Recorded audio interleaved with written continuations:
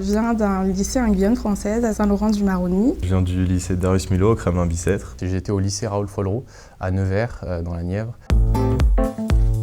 Je pense que ce qui m'a conduit vers Sciences Po, c'est mes professeurs en premier lieu, parce que je ne savais pas du tout ce que je voulais faire en arrivant en terminale. Pour moi, c'était le droit depuis le collège. C'était quelque chose qui était connu par ma famille, par mes professeurs. C'était vraiment mon projet professionnel.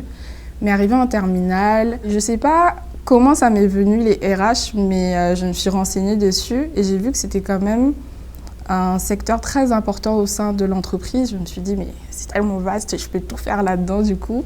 J'ai eu ce grand revirement et je me suis dit, les RH en master, à Sciences Po, il y a ça, donc je veux faire ça. Je voulais devenir avocat en entrant à Sciences Po, mais peut-être parce que ma grande sœur faisait des études de droit, donc je pense que c'est ça qui m'a influencé à l'époque.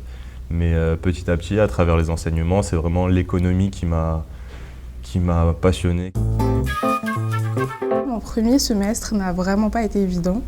Changement de climat, les gens qu'on voit, franchement, j'ai mal vécu mon premier hiver ici. Et je pense que ça s'est fait ressentir même au niveau de mes notes. Mais j'ai vraiment été contente parce que j'étais dans une bonne triplette. Et également, j'ai eu des bons professeurs qui ont su me parler. Ça a été un premier lieu de doute au départ, donc un peu la peur de l'inconnu, aussi la peur d'être moins légitime que les autres en venant de CEP. On vient en première année à Paris, on peut être un peu perdu, etc. Et Sciences Po, notamment le pôle égalité des chances, pense à ça. Et j'ai bénéficié d'une mentor qui était elle en master déjà et qui a pu me guider sur pas mal de questions, que ce soit sur le travail, les cours, sur la méthodologie, mais aussi sur la vie dans le campus. Et du coup, moi, actuellement, maintenant que je suis en master, je rends ça et je suis mentor. J'ai 2 filleuls qui sont les deux en première année. Je parraine 3 premières années.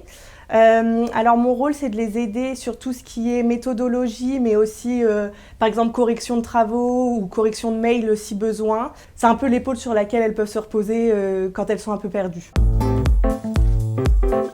Je suis en master en finance et stratégie et je bénéficie du mentorat avec Rothschild.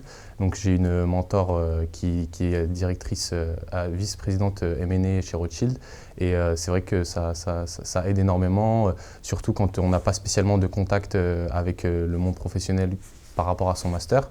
Ça aide beaucoup, ça donne beaucoup d'informations et ça guide et surtout, par-dessus tout ça, ça rassure. J'ai eu la chance d'avoir une directrice des ressources humaines de LVMH en tant que tutrice qui m'a un peu aidée aussi à me diriger vers la voie du luxe aujourd'hui.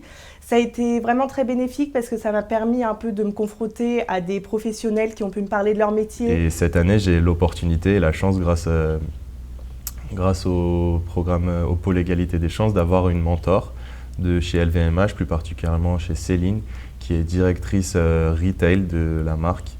Et donc on s'est déjà vu 2 fois, on a pu échanger sur des sujets qui me tenaient à cœur. Donc c'est vraiment un moment de rencontre, d'échange et avec quelqu'un qui connaît le métier, qui est dans le monde professionnel depuis très longtemps et donc qui a beaucoup à m'apprendre et je suis vraiment reconnaissant de cette chance que j'ai.